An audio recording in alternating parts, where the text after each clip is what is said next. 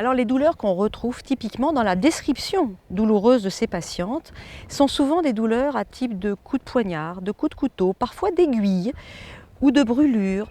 Elles sont décrites soit à fond douloureux permanent et la plupart du temps émaillées de crises importantes, d'à-coups douloureux comme on dit.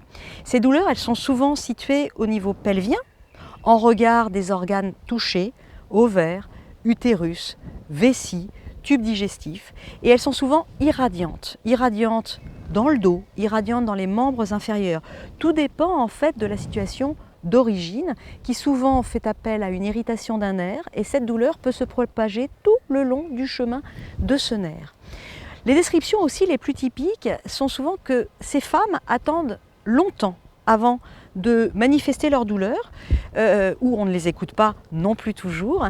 Souvent, elles débutent par ce qu'on appelle des dysménorrhées. Les dysménorrhées sont des douleurs pendant les règles. Et souvent, quand on revoit l'histoire, c'était souvent des femmes qui avaient des règles jeunes, dès les premières règles, des règles très douloureuses.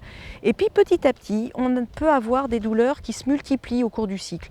C'est pendant les règles et puis c'est pendant l'ovulation. Donc à deux périodes où on a ces coups de poignard.